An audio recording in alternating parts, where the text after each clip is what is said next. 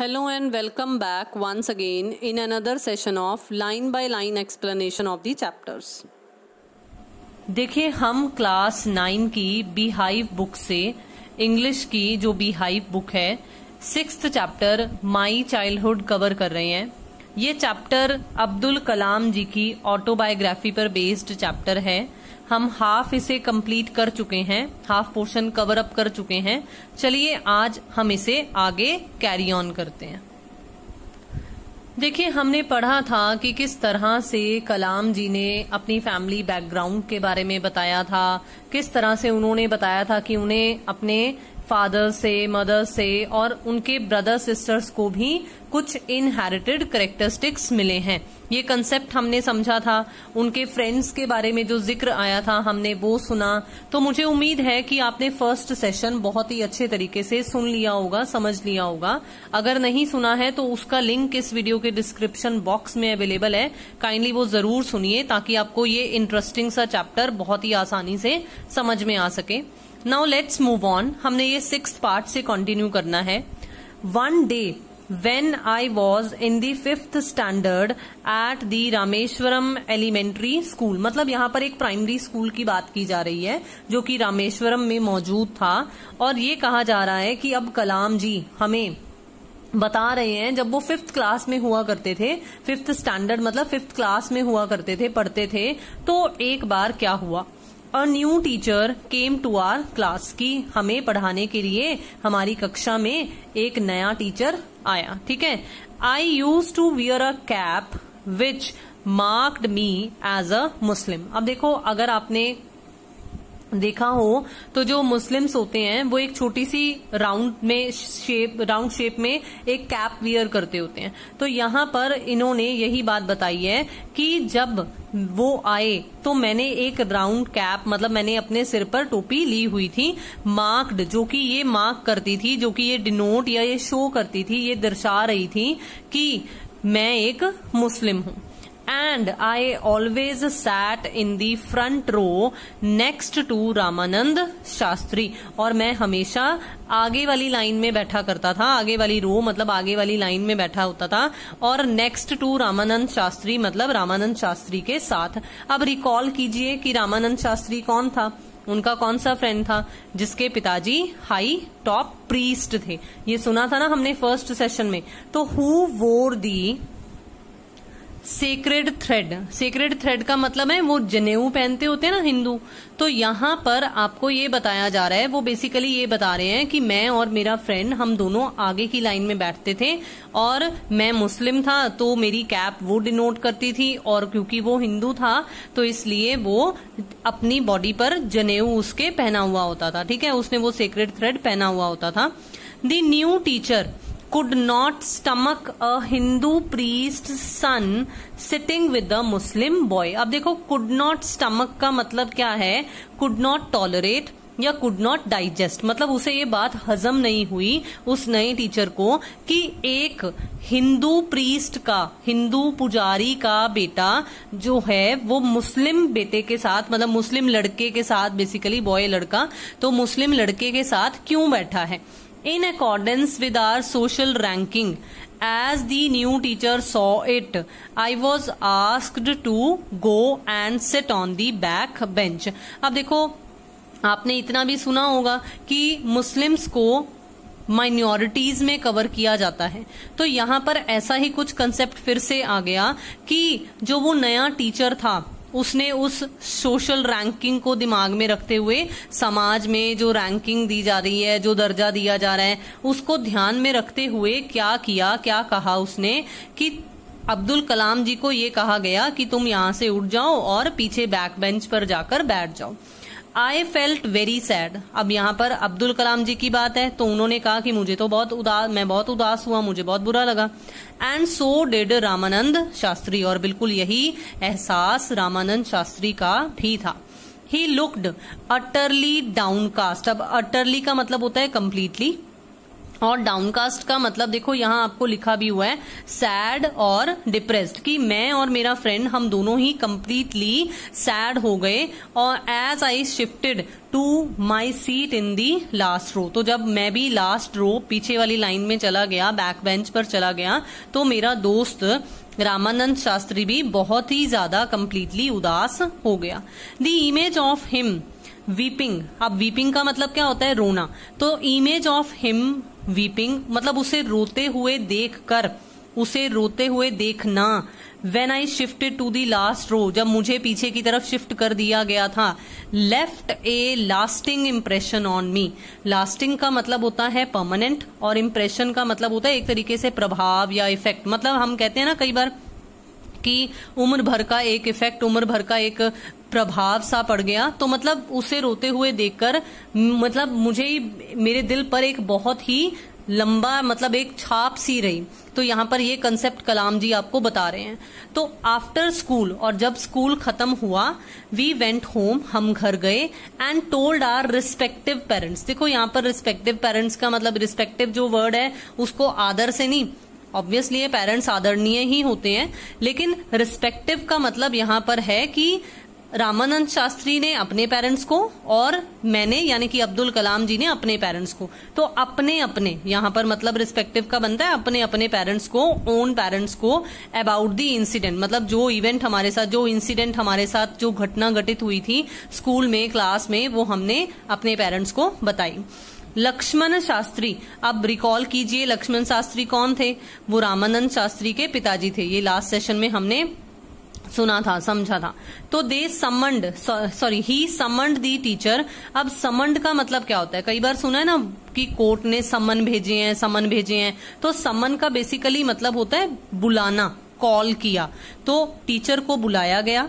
And in are presence, और मतलब हमारी मौजूदगी में, कलाम जी कह रहे हैं हमारी बच्चों की मौजूदगी में, टोल्ड दी टीचर, उन्होंने टीचर को क्या कहा या क्या बताया, that he should not spread the poison of social inequality and communal intolerance in the minds of innocent children. मतलब बहुत ही सिंपल से, साफ से और सीधे शब्दों में जो लक्ष्मण शास्त्री जी थे उन्होंने क्या कह दिया कि इनोसेंट बच्चों के दिमाग में, मासूम बच्चों के माइंड्स में, दिमाग में ये जो सोशल इनइक्वालिटी है, मतलब सामाजिक तौर पर जो एक इनइक्वालिटी का सिस्टम प्रिवेल करता है कि ये छोटा है, ये बड़ा है, तो ये जो भेदभाव हैं, इस तरह का कंसेप्ट, और जो बच्चे मतलब सह नहीं सकते हैं इस तरह का भेदभाव वाला कंसेप्ट, बच्चों में ये जहर फैलाने की कोई जरूरत नहीं है, मतलब उन्हें ऐसा नहीं करना चाहिए। ही ब्लंटली, अब ब्लंटली का मतलब क्या होता है, ब्लंटली का मतलब होता है शार्पली, सीधे तरीके, हम कहते हैं ना कि नाइफ जो है वो ब्लंट है, तो एक तरीके से यहां पर कहा गया है कि शार्पली या फ्रैंकली, सीधे सीधे साफ साफ शब्दों में, he asked the teacher to either apologize, मतलब अपोलॉजी करना, माफी मांगना होता है, तो या तो माफी मांग लो, या quit the school and the island, मतलब रामेश्वरम छोड़कर, स्कूल छोड़कर चले जाओ, मतलब तुम्हारे पास यही ऑप्शन है कि या तो माफी मांगो नहीं तो छोड़कर चले जाओ। Not only did the teacher regret, अब रिग्रेट का मतलब क्या होता है, रिग्रेट का मतलब होता है पछतावा, तो not only did the teacher regret his behaviour, मतलब उस टीचर को, अध्यापक को ना कि सिर्फ अपने बिहेवियर को लेकर, अपने व्यवहार को लेकर रिग्रेट महसूस हुआ, मतलब पछतावा सा महसूस हुआ, but the strong sense of conviction Lakshman Shastri conveyed, convey का मतलब क्या होता है आगे पास करना, तो मतलब सिंपल सी बात कि जो स्ट्रॉन्ग सेंस ऑफ कन्विक्शन, जो एक बहुत ही स्ट्रॉन्ग सा बिलीफ, बहुत ही स्ट्रॉन्ग सा ओपिनियन या बहुत ही स्ट्रॉन्ग सा विश्वास लक्ष्मण शास्त्री जी ने उसे कन्वे किया था, उस टीचर को कन्वे किया, पास किया, अल्टीमेटली मतलब अंततः उससे क्या हुआ, ही वॉज रिफॉर्म्ड, वो बदल गया, मतलब उसके व्यवहार में बहुत बड़ा बदलाव देखने को मिला, रिफॉर्म्ड दिस यंग टीचर। ठीक है, आगे क्या हुआ, ऑन दी होल मतलब ओवरऑल अगर बात करें तो the small society of Rameswaram was very rigid in terms of segregation of different social groups. Segregation का मतलब होता है डिवीजन, बंटवारा, भेदभाव, तो मतलब यहाँ पर ये कहा जा रहा है कि रामेश्वरम का जो छोटा सा सोशल ग्रुप था, मतलब जो समुदाय था, लोग थे जो वहां के, वो इन सब बातों में बिल्कुल भी यकीन नहीं करते थे कि सोशल ग्रुप्स मतलब सामाजिक मतभेद किया जाए, एक ग्रुप जो है उसे अलग माना जाए, दूसरा ग्रुप जो है उसे अलग माना जाए, मतलब धर्म के बेसिस पर किसी भी तरीके का भेदभाव जो था वो रामेश्वरम में प्रचलित नहीं था। सिंपल सी बात। However, my science teacher Shiv Subramanya Iyer, though an orthodox Brahmin with a very conservative wife, was something of a rebel।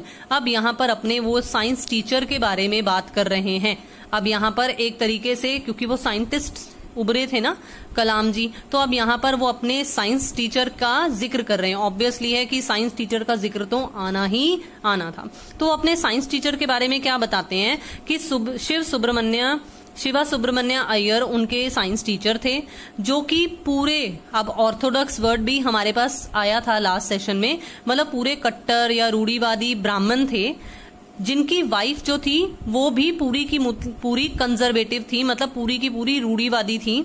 Was something of a rebel, लेकिन यहाँ टीचर के लिए बताया जा रहा है कि वो रिबेलियस नेचर के थे, मतलब एक तरीके से जैसे हम कहते हैं ना कि क्रांतिकारी होते हैं, कि अगर ये चीजें, ये सेग्रीगेशन वाली चीजें गलत हैं, इन्हें नहीं मानना चाहिए, तो वो इनके बिल्कुल ही खिलाफ थे।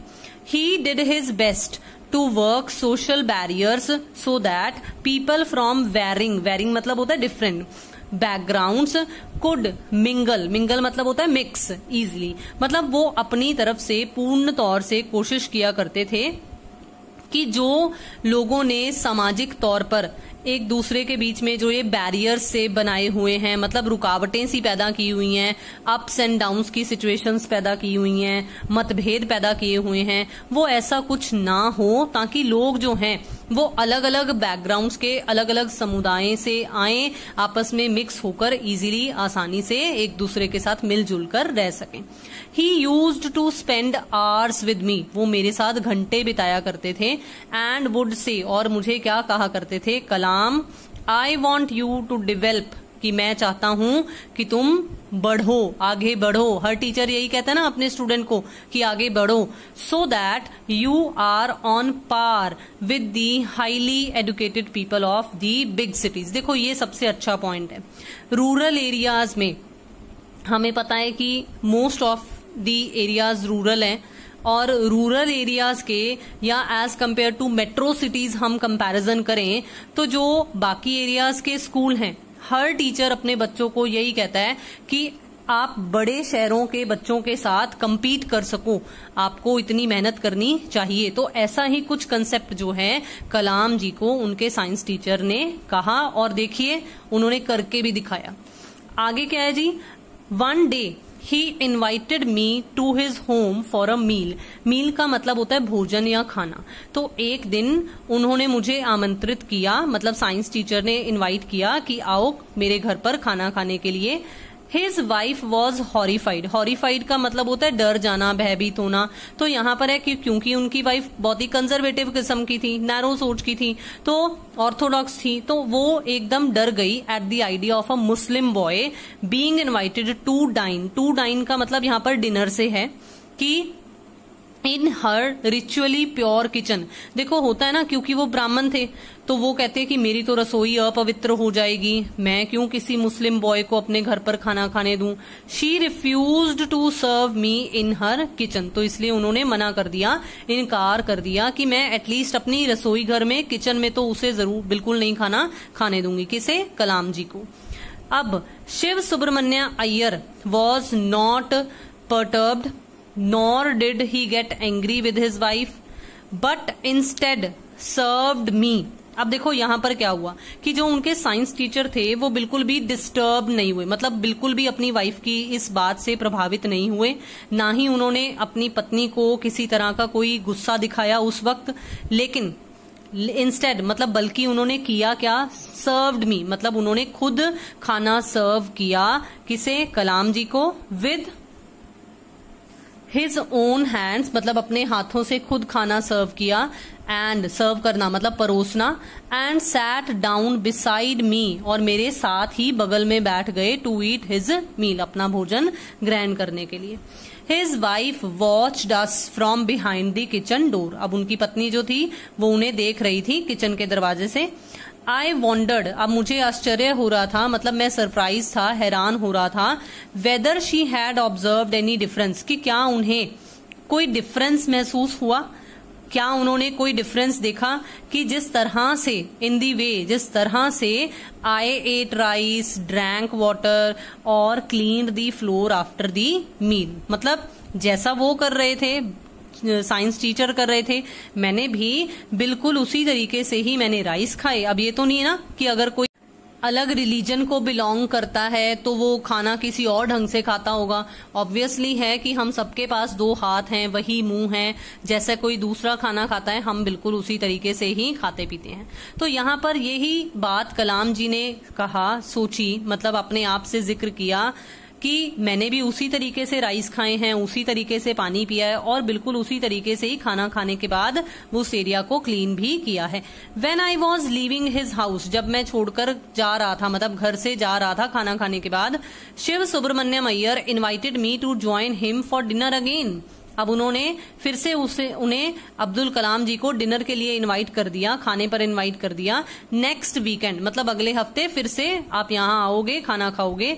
अब देखो क्या हुआ, ऑब्जर्विंग माई हेजिटेशन, अब क्योंकि कलाम जी ने उनकी वाइफ का रिएक्शन देखा था, रिफ्यूजल देखा था, तो उन्होंने क्या किया, उन्होंने कहा भी, मतलब ऑब्जर्व, उनके चेहरे के हाव भाव से, कलाम जी के हाव भाव से उनके साइंस टीचर को इस बात की भनक लग गई, पता चल गया कि कलाम जी नहीं आना चाहते। लेकिन ही टोल्ड मी, लेकिन फिर भी उन्होंने क्या कहा, नॉट टू गेट अपसेट, मतलब तुम्हें परेशान होने की जरूरत नहीं है, अपसेट होने की जरूरत नहीं है। Saying once you decide to change the system such problems have to be confronted, यानी कि फेस्ड। अब यहाँ पर वो किस बात की जिक्र कर रहे हैं, जैसे हमने अभी अभी लाइन पीछे पढ़ी है ना कि उनके जो साइंस टीचर थे वो रिबेल थे, तो वो ये कह रहे हैं कि जब आप एक बार ठान लेते हो ना कि आपको सिस्टम बदलना है, आपको लोगों का नजरिया बदलना है, तो इस तरह की प्रॉब्लम्स तो आपको फेस करनी ही पड़ेंगी, जिस तरह की प्रॉब्लम उन्हें अपनी वाइफ के पॉइंट ऑफ व्यू से फेस करनी पड़ी थी।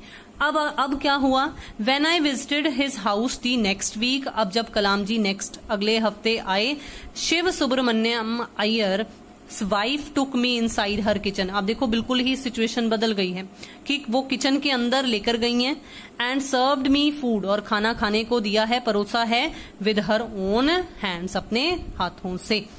Then the Second World War was over and India's freedom was eminent। अब eminent का मतलब क्या होता है, देखो बहुत ही सिंपल से शब्दों में अगर कहें तो eminent का मतलब होता है नजदीक, नियर, जो आने ही वाला हो, होने ही वाला हो। तो मतलब सेकेंड वर्ल्ड वॉर खत्म हो गई थी और बहुत ही जल्द भारत को भी आजादी मिलने वाली ही थी, मतलब वो दिन दूर नहीं था जब भारत को भी अब आजादी, एक आजाद देश डिक्लेयर किया जाना था।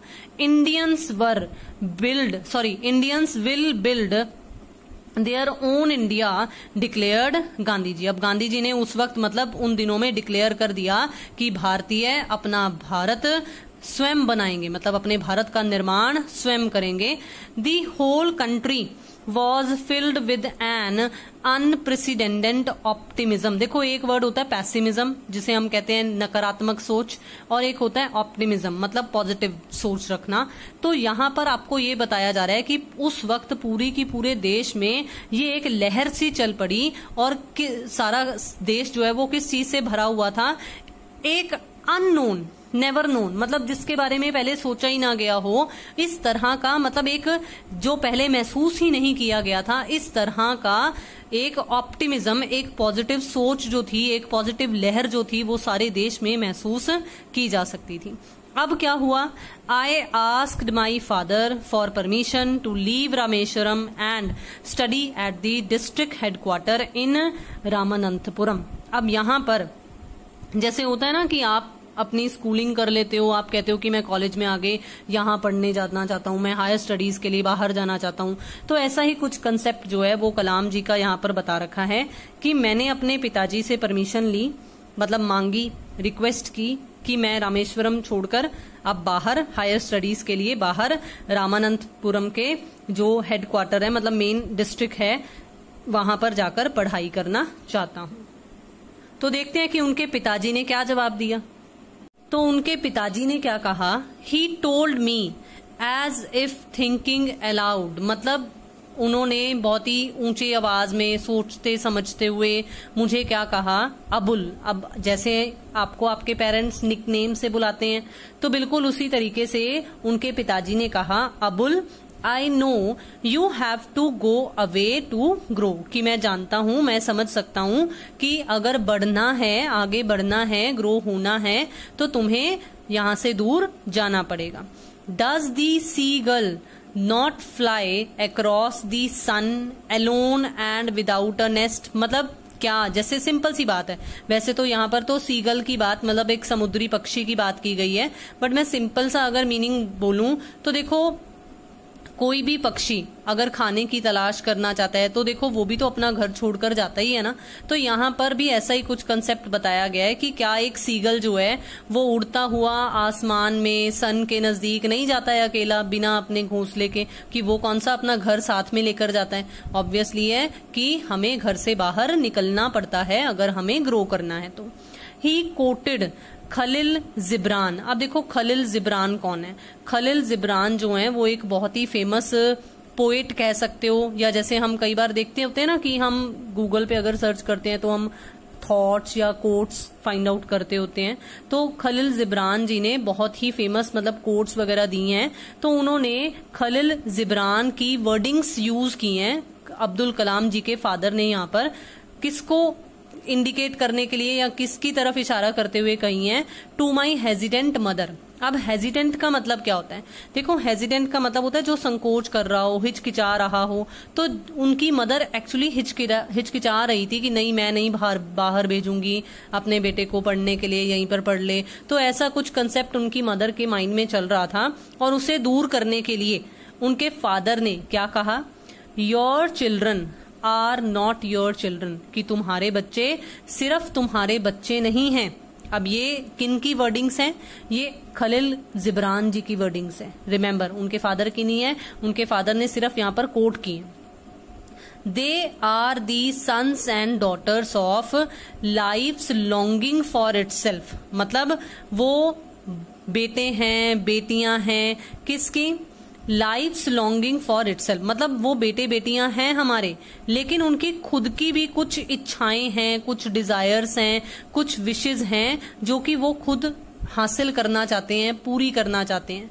दे कम थ्रू यू, वो तुम्हारे जरिए पैदा हुए हैं। होता है ना, मदर बर्थ देती है ना बच्चे को, तो तुमने इन्हें पैदा तो किया है बट नॉट फ्रॉम यू, लेकिन ये तुमसे नहीं आए हैं, मतलब बाहर निकलना पड़ेगा इन्हें आगे बढ़ने के लिए। You may give them your love, तुम अपना प्यार तो इन्हें दे सकते हो, बट नॉट योर थॉट्स, लेकिन जो आपके विचार हैं, जो आपकी सोच है, जो आपके सपने हैं, वो नहीं दे सकते हो। क्यों, for they have their own thoughts, क्योंकि इनके खुद के भी कोई विचार हैं, इनके खुद के भी कुछ सपने हैं जो इन्हें खुद अपने बलबूते पर मेहनत कर कर पूरे करने पड़ते हैं। तो इसलिए बहुत ही सिंपल से और आसान से शब्दों में कि अगर आप आगे बढ़ते हो तो सिर्फ उसमें आपकी मेहनत नहीं होती है, उसमें आपके पेरेंट्स का भी n नंबर ऑफ सेक्रीफाइसेस होते हैं जो वो आपके लिए करते हैं। तो मुझे उम्मीद है दैट्स व्हाट, ये आपके चैप्टर के बारे में, that was all about your chapter. तो मुझे उम्मीद है कि हमने इस चैप्टर में जितना भी पढ़ा उससे आपको कुछ ना कुछ जरूर सीखने को मिला होगा कि अगर आप अपने सपनों को हासिल करना चाहते हो तो आपको कड़ी मेहनत करनी पड़ेगी। जैसे कलाम जी ने अपना ये स्वप्न, अपना ये ड्रीम पूरा करना, सोचना समझना, ये अपने चाइल्डहुड में ही देखना शुरू कर दिया था। जुड़े रहिए चैनल के साथ, जल्दी से सब्सक्राइब कर लीजिए अगर आपने अभी तक नहीं किया है। शेयर कीजिए वीडियोस को, लाइक कीजिए वीडियोस को। Thank you so much for watching and have a nice day.